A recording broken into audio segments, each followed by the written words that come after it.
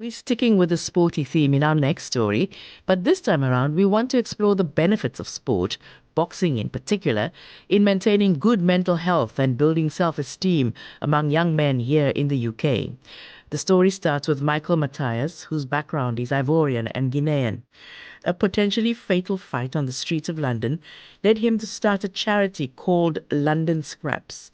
The motto is catching: knives down, gloves up.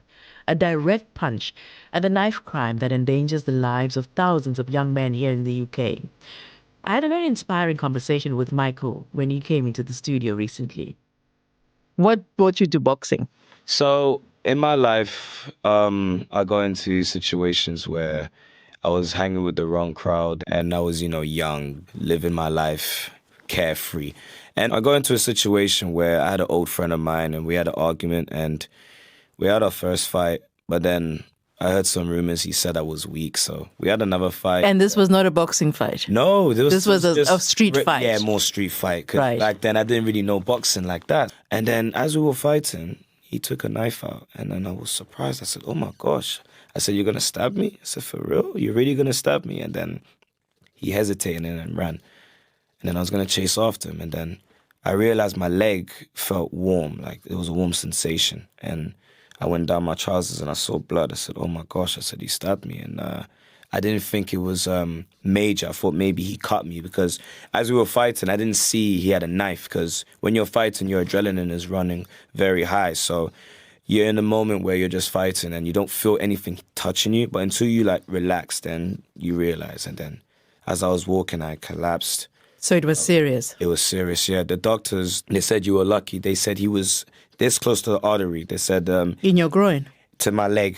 He stabbed me once on my left and twice on the right. So they said to me, if he would have went a bit closer, I wouldn't have lived. So wow. Since then, it changed my life a lot. So how did you come to boxing then? Because the theme of your charity is knives down, gloves up. Yes. So we try to target the youth because a lot of them are into drill music. They're into music that influences them to do violent things. And I watched a lot of boxing movies like Rocky and fighting movies like Never Back Down. And I've always had the interest to try it out. So then the next day I brought a pair of gloves and started to do some training around my area in Horsden. Trained around just a local park. Did a bit of training, got into it, had more fun, and then when this was obviously after your wounds had healed. Stabbed, yeah. How did that translate into you going into boxing? I'm interested in the transition. So from when I nearly lost my life from getting stabbed, I realized that fighting is always the best solution to solve anything, whether it could be boxing, karate, or any type of martial arts. So more structured contestation rather than a street fight? Yes. Is that what you thought? Yes, because it's more better because a street fight, anything can happen. And did you think of it specifically as a way of channeling young men's energy? Yes, as well. Yes, especially the young men because, the men have a lot of testosterone. They're very hyper and they go all over the place. So when they get into boxing, it really tests their might, it tests their strength, their mental strength.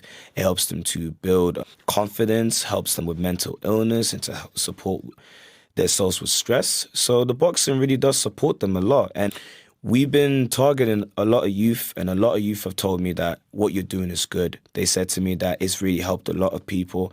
I've had a friend myself that has got into boxing. I trained him a little bit. I said to him that you got good skills. I said, go to a gym and see where you go. He went to the gym. I haven't seen him for the past 2-3 months. He came back. He said, Michael, how you doing?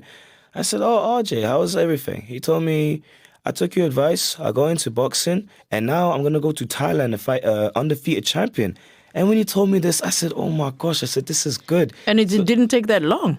No, it didn't. So he's naturally gifted? Yeah, he was naturally gifted, naturally strong. So I said, wow. So, because I teach basic boxing. So I told him, your skills is very amazing. You should definitely go to a gym and see where it goes. And he did it. And he went to Thailand and he defeated the champion, came back to London and he's all good. And that made me happy. It showed that boxing really can help people. So we've been talking about boxing as a way of channeling effervescent male energy. Yes. But is boxing for everyone? I mean, I'm very interested in boxing. I used to watch boxing matches with my father. I mean, idols like Muhammad Ali and, all of those people. Muhammad Ali. Especially Muhammad Ali. Yeah.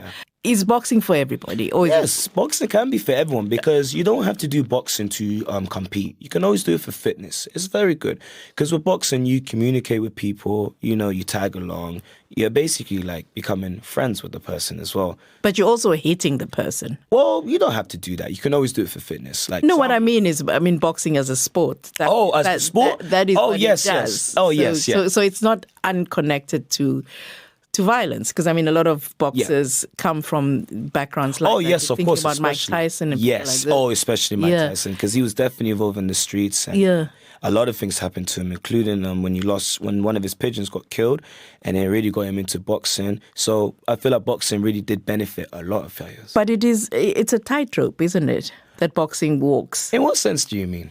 In the sense that there's the nobility of it. It's got all these roots in sort of like, ancient African and Roman and Greek traditions. It's true. And Muhammad Ali's famous dictum is that the aim is not to get hit, right? Yes, of course.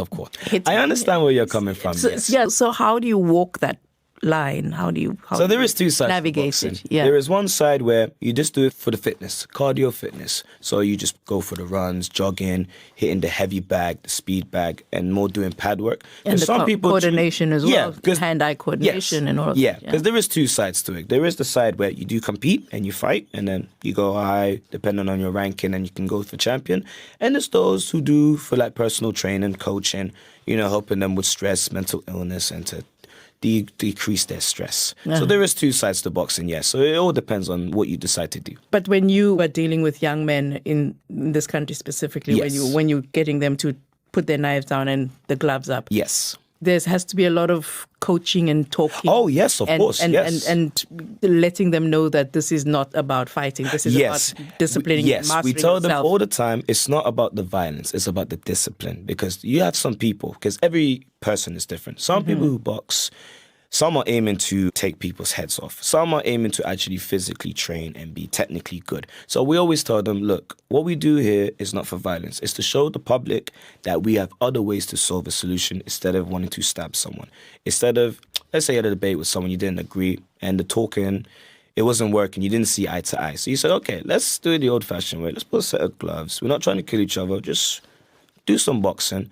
And then from there, once it's done, they shake hands, and then they even end up becoming good friends at the end. Does that happen? Oh, a lot, yes. So they don't sort of bear grudges? No, because when it comes to rules. Yeah, when it comes to you putting the gloves on, it shows you that to be a man or to be a bigger person, to step in the ring and to put gloves, you've already bypassed honor from a lot of people. Because not everyone, like you said, can do boxing. That's why when you asked everyone can do boxing, it could be for some, and it can't be for everyone. No, I meant when women, young and old. Yeah. Then yes. Then boxing's for everyone. Okay. So once they put the gloves on, they have the fear that, oh my gosh, okay, I'm going to get in the ring, I'm going to spar. How would it go? Is it going to go good, bad? So a lot is going through your mind, but then you always have to stay calm. That's why boxing, they say, is more mental than physical. Mm-hmm. So once everything's done, once the rounds are finished and you're out of breath, all you want to do is shake hands and say it was good. And then fair fight. Yeah, fair fight. And then didn't stab you. No, and you didn't even know stabbing, that. No one died. To you. Everyone's okay. We just maybe a little black eye, but they live to see another day at least. Yeah. But with the knife, there's only one way. It's either you go to jail or you end up in the grave. In the grave. So it's better at least they got the gloves. They do it a bit. They're done, and then they can live to see another day. The mental health aspect of this, because a lot of young men suffer from serious mental health issues, and they don't have ways of expressing it, and they don't have places to go and show their vulnerability in that way. Yes. So are you able to reach them, to maybe not necessarily talk about it directly, or how do you do it? So if they had mental illness, and it's hard for everyone to speak out because, not a lot of people let out their emotions or open up to everybody. So we take time because we can't jump straight into what's going on with your mind and what's happening. So we do it step by step, do pads, have a little laugh. Once they feel good after doing boxing, they probably sit down. They probably wouldn't tell me everything, but they'll sit down and be like, yeah, so this is going through my life. Probably they lost a family member, or they're going through stress, or they didn't have no one there to speak with. And then I try my best to open up to everyone. I told them, look, even myself, I told them I go through a stage where in my life I get stressed, I deep a lot about life, like why this happens, why there's not a lot of people getting support, why is there not a lot of youth clubs for the kids. So I try to like understand them and sit with them and speak and hear what they have to say. Sit there and listen. And then I express how I feel, they express how they feel. And then each day by day, they slowly open up, slowly get better. Time by time, they get stronger, and then hopefully the mental illness just goes away. Because everyone has mental illness. We all have it. Mental challenges that it does. try your mental health or unsettle you. And where does the name LondonScrapz with a Z? So scraps with a Z, yes. So you know how knives are metal. So the real meaning of scrap is getting rid of old metal. So we're trying to get rid of knife crime. That's what we call LondonScrapz. Yeah. Okay. Yeah, that's why we call it LondonScrapz, because we're trying to get rid of knife crime. That's destroy brilliant. the metal and then clear it. Really, really clever. Thank you. Honestly. Fantastic. Thank you. Thank you so much. Thank you. I'm going to have a look. I'm going to follow LondonScrapz. Thank you. Honestly. Or I'm going to check and see. Maybe I'll take a box. Yeah, why not? After my karate. Whenever. That's okay. So good. Even I have a student myself. He did karate for 4 years. So momushi, if I'm correct? Momushi, I think it's a kick. Momushi.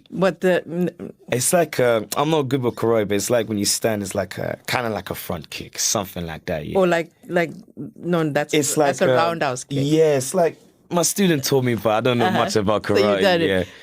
Yeah. So he used to do karate for 4 years. So when you tell me about karate, it reminds me of my student. And he's doing boxing. He's boxing. Yeah, he got me into boxing, and that's why I also love what I do, because he saw me boxing. He said, brother, I see in your boxing, I see you're very good. He said, I want to get into it, but I've done karate for 4 years, but I want to get into it. I said to him, no problem. We'll meet up one day, we'll talk. He came the next day. I said, okay. At first, he started training. He wasn't there yet, but the more he came, slowly, he started to get a bit better. So I've attracted a lot of people, and a lot of people wanted to get into boxing because they see me box. They say, wow.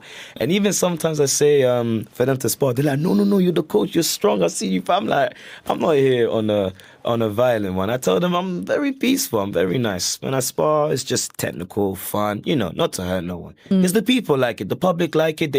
They've never seen something like this in London. Anytime we're doing boxing, they're like, what are you guys doing? We're doing public boxing for the community. They're like, you're the first. We've never seen this. So when they say that, it motivates me more to keep going and to see how we can help the youth more. Well, I like the fact that you showed me how to throw a proper and boxing punch, not a karate punch. They're very different. Yeah, okay. Of course, definitely. Fantastic. No worries. Thank you. Anytime. Thank you very much. Michael Matthias, founder of the charity LondonScrapz.